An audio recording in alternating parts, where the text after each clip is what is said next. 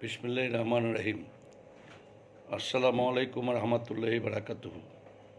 অন্তর্বর্তীকালীন সরকারের 1 মাস হয়ে গেছে। কিছু কিছু সমস্যা তো আছেই, সরকারকে সময় দিতে হবে সকল সমস্যার সমাধান যাতে অতি দ্রুতই হয়ে যায়।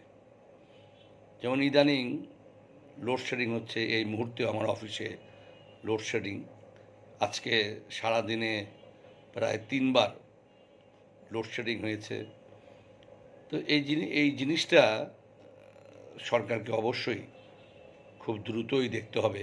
তার কারণ আওয়ামী লীগ সরকারের এই একটি কাজ ছিল, অনেক ভালো কাজই ছিল।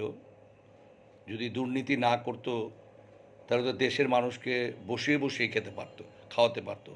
এত ব্যাপকভাবে এই দেশে দুর্নীতি হয়েছে, যা আমি আগেই আমার অনেকগুলো ভিডিও বার্তায় আমি বলেছি যে কি পরিমাণ লাজ লজ্জাহীনভাবে দুর্নীতি হয়েছে। কারণ আমরা বাংলাদেশের মানুষ একটি সম্পদশালী দেশে বসবাস করি, তারপরও আমরা কেন এইভাবে গরিব থাকব? যারাই ক্ষমতায় এসেছে দেশ স্বাধীনের পর গত 50 বছর দেশে দুর্নীতি হয়েছে। দুর্নীতি না হলে আমাদেরকে অনেক সুন্দর সুখী একটি জীবন আমরা যাপন করতে পারতাম। আওয়ামী লীগ সরকারের সময় বিদ্যুতের ব্যাপক উন্নয়ন হয়েছে, লোডশেডিং আমরা এক প্রকার ভুলেই গিয়েছিলাম। যাই হোক, এই সরকারকেও এগুলো ব্যাপারে দেখতে হবে।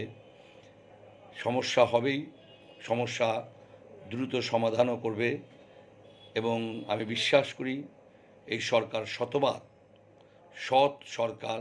কারণ আমাদের প্রয়োজন এই মুহূর্তে একটি সম্পদশালী দেশ হবার পরও যেহেতু আমরা দরিদ্র, সম্পদ আমাদেরকে সঠিকভাবে যাতে কাজে লাগানো যায় সেই জন্য সৎ সরকার দরকার। এই সরকারকে আমি বিশ্বাস করি এরা সৎ সরকার। এবং 1 মাসের উপরে হয়ে যাওয়ার পরও এই সরকারের সব কিছু এখনও নিয়ন্ত্রণে আসেনি। আমি যে জন্য আজকে ভিডিওটা করতেছি সেটি হচ্ছে পাড়া মহল্লায়, গ্রামে গঞ্জে, প্রত্যেকটি জায়গায়, বাংলাদেশের আনাচে কানাচে প্রত্যেক জায়গায় এ সরকারের নিয়ন্ত্রণ নিতে হবে। হাটে ঘাটে বাজারে, ব্যবসা বাণিজ্য, সব জায়গায় এই সরকারের নিয়ন্ত্রণ আনতে হবে। তার কারণ এখনও বাজারে চাঁদা চলতেছে, ট্রাক স্ট্যান্ডে চাঁদা চলতেছে, হাট ঘাট পাড়া মহল্লায় চাঁদাবাদি হচ্ছে, মানুষের উপর নির্যাতন হচ্ছে, মানুষকে ভয়ভীতি দেখানো হচ্ছে। এই সব কিছুর হাত থেকে মানুষ মুক্তি চায়, আর এই মুক্তি এই সরকার দিতে পারবে। কিন্তু এই সরকারকে যত দ্রুত এবং যত অল্প সময়ের মধ্যে বাংলাদেশের প্রত্যেকটি পাড়া মহল্লা কন্ট্রোল করতে হবে।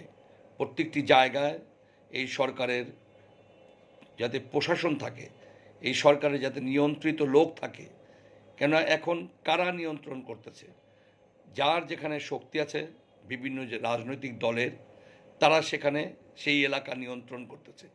এর হাত থেকে জনগণ মুক্তি চায়। এই চাঁদাবাজি, এই জুলুম নির্যাতনের হাত থেকে মানুষ মুক্তি চায়।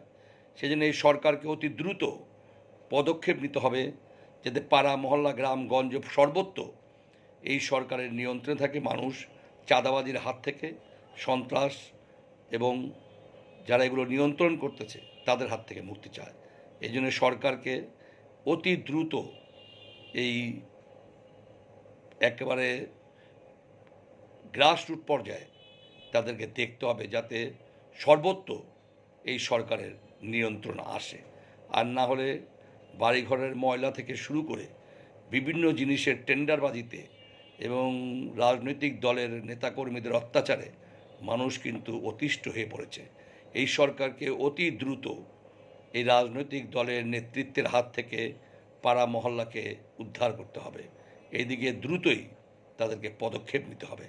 এবং বৈষম্য বিরোধী ছাত্র আন্দোলনের নেতাদেরকেও বলবো, আপনারাও সরকারের সাথে মিলে এই পাড়া মহল্লা এলাকার মানুষ যাতে শান্তিতে বসবাস করতে পারে, যাতে কোনো হুমকি ধুমকি চাঁদাবাজির সম্মুখীন তাদেরকে হতে না হয়, সেই ব্যবস্থা থেকে মানুষকে উদ্ধার করেন। আপনারা ভালো থাকবেন। আসসালামু আলাইকুম রহমতুল্লাহি বারাকাতুহু।